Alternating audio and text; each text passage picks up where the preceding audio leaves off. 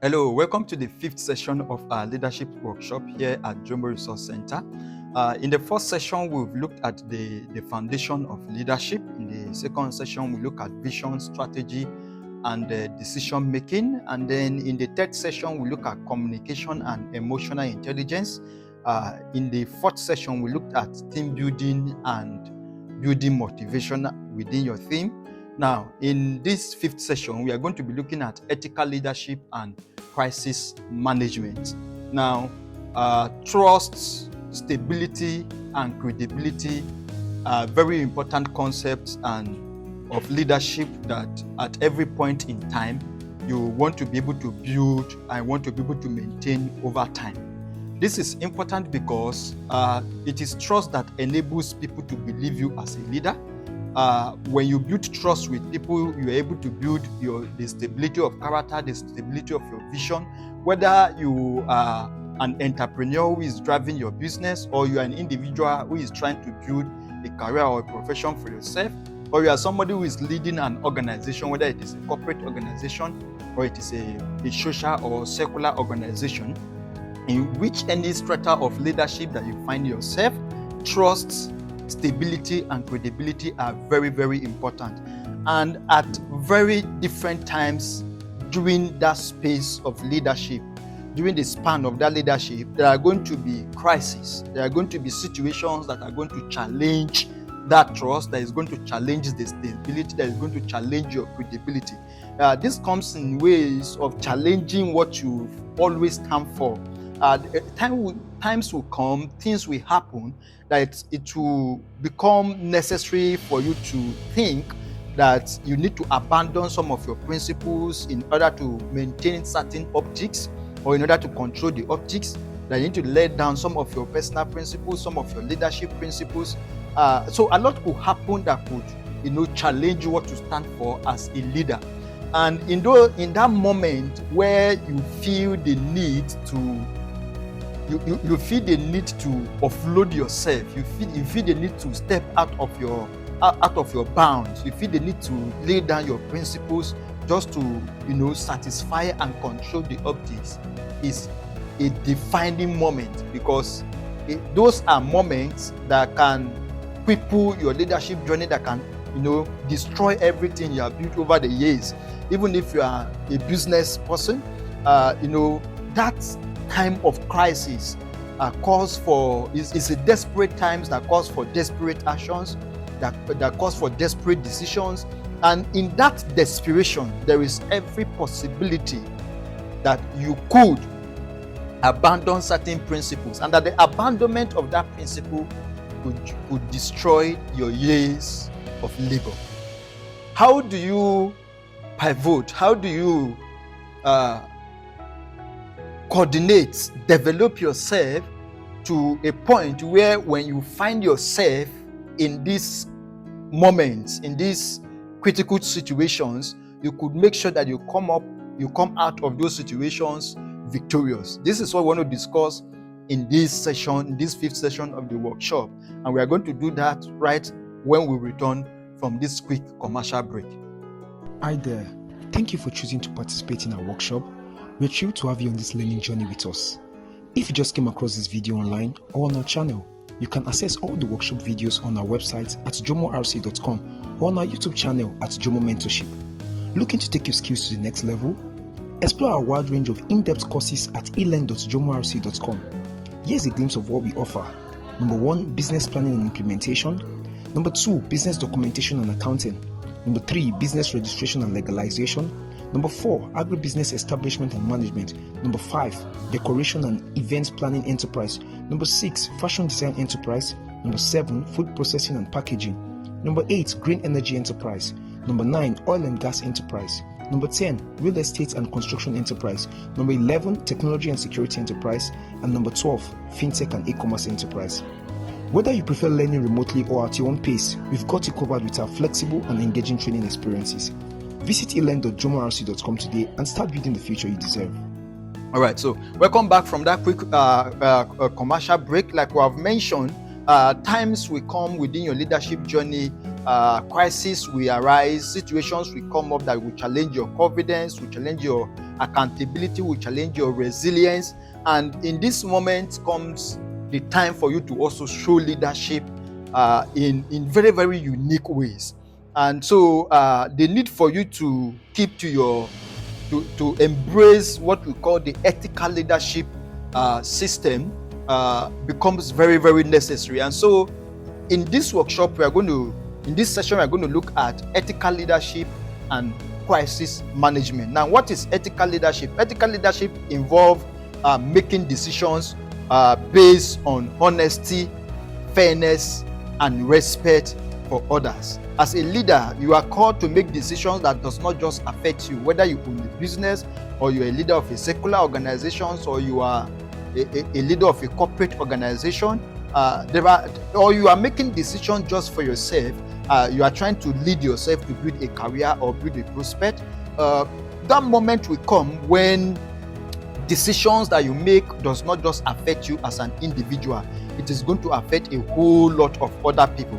Now, ethical leadership therefore promotes the idea that as a leader, every of your action, every of your decision must be within the bounds of honesty, fairness, and respect for other people.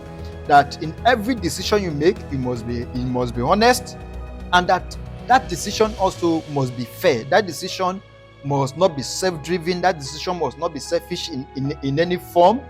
And most especially as a leader, you are trying to build something that is not just for you. That is what really makes you a leader. That what you are trying to build is not just about you, and it's not just for you, but that it is also for the good of other people. It is for the good of the community.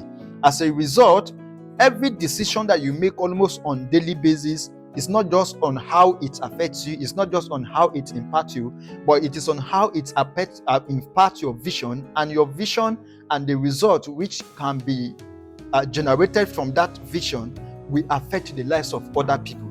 And so ethical leadership means, as a leader, ensuring that you are fair, ensuring that you are honest, and ensuring that at every point in time you consider the overriding interests of the community you lead and the people that you lead. Now, what are the key principles of ethical leadership? The key principles of ethical leadership includes, number one, integrity. Integrity for me is the marriage, is the blend between your intention, your words, and your action.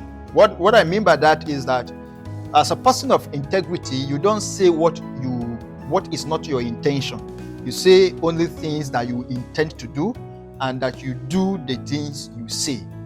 This is very, very important, because we'll find ourselves at a time when there is a lot of moral bankruptcy. People say one thing and then do something else in the next minute. People promise something and then they back on their words as if they didn't promise that much.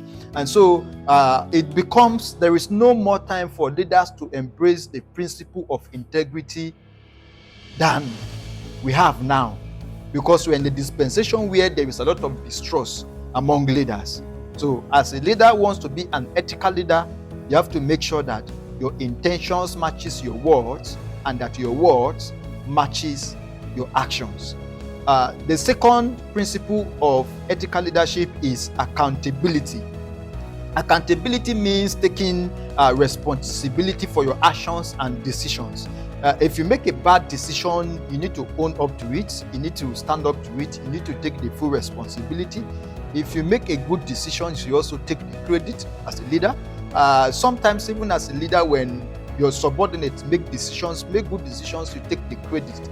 When they also make bad decisions, you should also be matured enough to also take the credit for those bad decisions, because taking credit for decisions made helps you to embrace the consequences of those decisions. If the decisions are bad, you are able to own up to it. You are able to know that it is your play, it is not another person's play. You are not blaming anybody for it. So accountability is very, very important. The next is transparency. Transparency has to do with communicating openly and honestly with your team. As a leader, you are going to have people that depends on you, people that needs information from you, people whose lives depends on the decisions that you make, and they need to know when you are making decisions that is going to affect their own lives, so that they know how to also make decisions to readjust themselves to the new situation. So communication is very, very important. Communication is one of the ways you can demonstrate transparency. So when you are making decisions, or we have made decisions, or when you are considering making decisions that is going to impact other people's life, it becomes very, very necessary for you as a leader to communicate to those people about those decisions. Then the fourth is fairness. We've spoken about fairness earlier, and I did mention that as a leader, it is up to you to ensure that in every of your consideration, that every factor is put into consideration, everybody is put into consideration, everything is put on the table. You probably know by now that as a leader, you cannot make decisions just based on your instincts, because your instinct does not bring all the fat to the table. So especially when you know that it's going to affect the life of other people, it is important for you to bring everyone to the table, to bring all the fat to the table. And then the last but not the least is social responsibility. It is important for you to also consider the broader impact of your decisions on stakeholders and on the society or on the community in general. All right, we'll take this quick commercial break, and when we return, we shall talk about ways to practice ethical leadership. Hi there. Thank you for choosing to participate in our workshop. We're thrilled to have you on this learning journey with us. If you just came across this video online or on our channel, you can access all the workshop videos on our website at jomorc.com or on our YouTube channel at Jomo Mentorship. Looking to take your skills to the next level? Explore a wide range of in-depth courses at elearn.jomorc.com. Here's a glimpse of what we offer. Number 1, digital marketing fundamentals. Number 2, website optimization and marketing. Number 3, search engine marketing. Number 4, social media marketing. Number 5, content marketing. Number 6, email marketing. Number 7, digital analytics and reporting. Number 8, mobile marketing. Number 9, online reputation management. Number 10, artificial intelligence in digital marketing. Number 11, content creation and copywriting. And finally, number 12, affiliate and CPA marketing. Whether you prefer learning remotely or at your own pace, we've got you covered with a flexible and engaging learning experience. Visit elearn.jomorc.com today and start building the future you deserve. All right, welcome from the quick commercial break. Now let's talk about ways that you can practice ethical leadership. We've just looked at the 5 principles of ethical leadership. We look at integrity, we look at accountability, we look at transparency, we look at fairness, and then we look at social responsibility. How can you make sure that as a leader you're able to infuse all of these principles into your leadership, into your organization, and into your business? The first is to set clear ethical standards and ensure compliance. It's important for you as a business person, as a leader, for you to set clear ethical standards and put a compliance measure in place. If you're an individual who is trying to build a career and build a better vision for yourself, it is important for you to set standards for yourself. It is important for you to identify those unethical things, unethical behaviors that are not going to contribute to the good of your vision. Of course, no unethical behavior is going to be good to you as a leader, as somebody who wants to be progressive.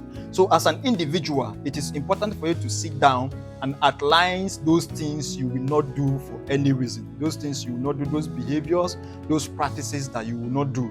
And then ensure that you put up some consequences for yourself. When you mistakenly do any of those, have a way of punishing yourself for doing so, right? By putting up this measure, it keeps you in check, ensuring that every time you misbehave, you are able to punish yourself. This also creates for you what we call a moral bank, right? Then as a business person or as a leader of a corporate organization, it is important for that business and that corporate entities to sit down and come up with their ethical standards, things that the business will not do, things that the organization will not do, unethical things.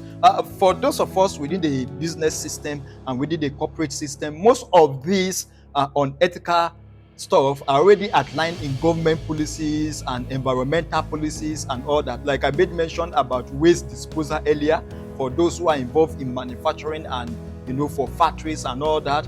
Waste disposal is a very, very important. Emission is also another critical point, and there are already government policies and even international policies around all of these things. So setting ethical standards around how we operate as a business is not something that is going to be far-fetched. Talk about labor. There is already labor law, both international and local labor laws.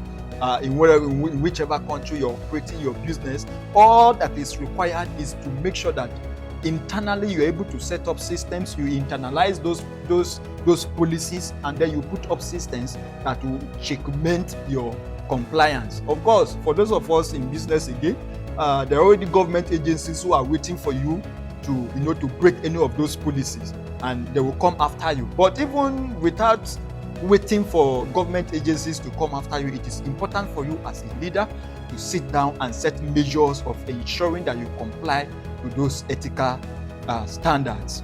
The next way you can imbue ethical leadership into your practice is to address unethical behavior promptly and fairly. When somebody behaves in a manner that is not ethical, it is important for you to address the person promptly and fairly.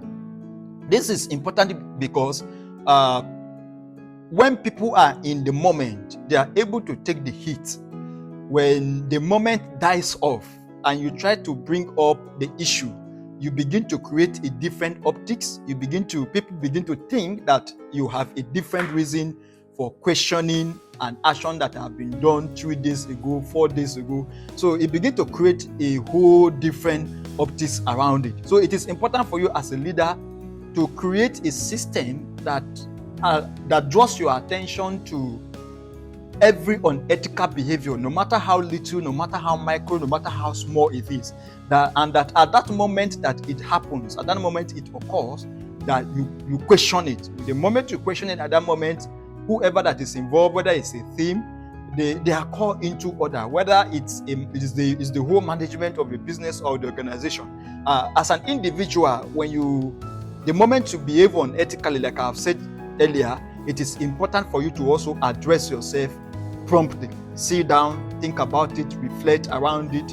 Why did you do it? And then, it helps you to get over it, and also helps you to manage the situation, because those situations that pushes us off the fence, that pushes us off the edge to do things that we ordinarily have vowed not to do, are not going to happen once in our life. They happen again and again and again and again. But by sitting down, reflecting on them, and cautioning ourselves and cautioning our corporate systems, we are able to become more wise in handling those situations. And then the third point there is to encourage a culture where employers feel safe reporting concerns. Some ethical activities or unethical behaviors will not be noted by you, the leader. You, the leader, you are like up there, the other persons are down. There are a lot of things going up downstairs that you are likely not aware of.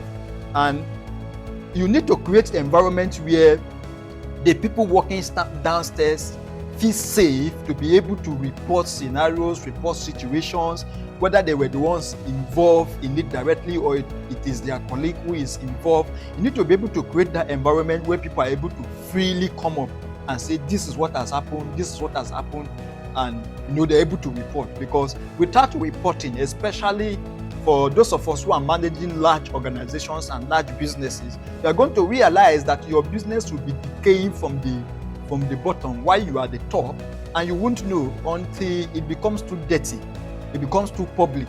And so it's very, very important for those of us who are leading large organizations to ensure that we create an environment that makes it safe for employees to report on ethical behaviors. Make it safe for people to come up and say, I misbehaved, I did wrong here, I did wrong here, right? That is very, very important. Then the last point there is to make decisions that align with the vision and mission of the organization. Every organization has a mission statement and has a vision statement. As a leader, you want to make sure that decisions made are in compliance with this vision and mission. If you have an organization, it takes time to come up with a valid and with a valuable vision statement. And once you are able to do that, it's not something you want to abandon just because you want to please someone or just because you want to make some profits.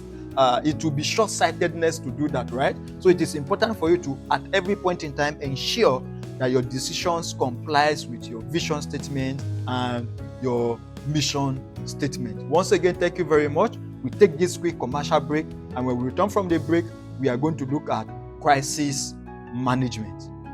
Hi there. Thank you for choosing to participate in our workshop. We're thrilled to have you on this learning journey with us. If you just came across this video online or on our channel, you can access all the workshop videos on our website at jomorc.com or on our YouTube channel at Jomo Mentorship. Looking to take your skills to the next level? Explore our wide range of in-depth courses at elearn.jomorc.com. Here's a glimpse of what we offer. Number 1, customer service essentials. Number 2, team building and management. Number 3, corporate profiling and job application. Number 4, personal and servant leadership. Number 5, human resource management. Number 6, communication and public speaking. Number 7, project management. Number 8, marketing and branding. And finally, number 9, counseling and conflict resolution. Whether you prefer learning remotely or at your own pace, we've got you covered with flexible and engaging learning experiences. Visit elearn.jomorc.com today and start building the future you deserve. All right, welcome back from that quick commercial break. Now let's look at crisis management. Crisis is part and parcel of what it takes and what it means to be a leader.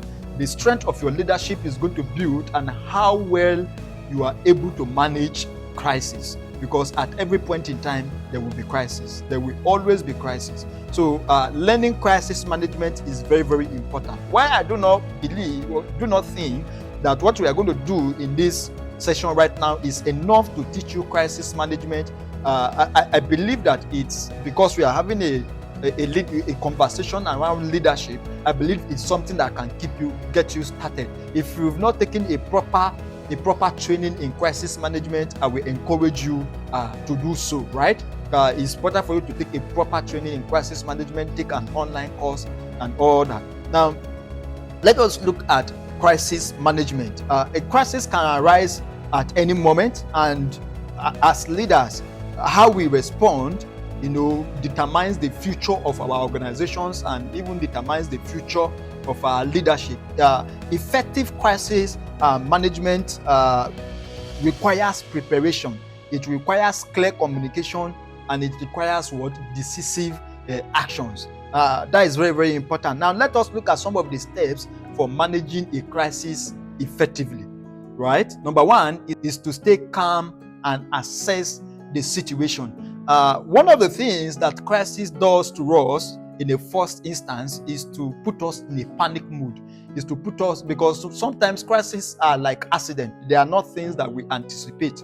They are not things that we expect, right? You go into a meeting, you don't expect that the meeting is going to turn into something else, and then before you know, somebody stands up, says something, and then before you know, you're already in a crisis situation. So crisis is something that we hardly anticipate. They usually occur as accident, and because of that, we are usually thrown into panic mood. As a leader, it's important for you to be able to, calm yourself. It's important for you to be able to stay calm, remove emotional attachment, so that you are able to you are able to assess the situation correctly. And to do this, you need to gather accurate information to understand the scope of the crisis, and then you also need to identify the key risks and potential consequences of that particular crisis. This you can't do. These informations you can't get if you are in a panic mood. Then number 2 is to develop a response plan. It's important for you to plan your response. Don't react, respond. Response is different from reaction. Reaction when you are thrown into panic mode and then you do something. That is reaction. Response is you are able to calm yourself, and then you are able to gather the necessary information you need to gather, including looking at the scope and the potential consequences of that crisis, and then you're able to sit down and will come up with very, very decisive actions that you need to take. And also you plan how to take the action, because how you take an action to handle a crisis situation can erupt into another crisis, can create a different level of crisis for you. So it is important for you to develop a response plan. Like we have mentioned, you need to create a structured approach to address the issue and mitigate the damage that crisis is likely to cause. And then you also need to, assign roles and responsibilities to ensure an organized response, right? So it is important for you to sit down. That is why planning is very, very critical, that you're able to identify who are the best to say what, who are the best to meet who are the best.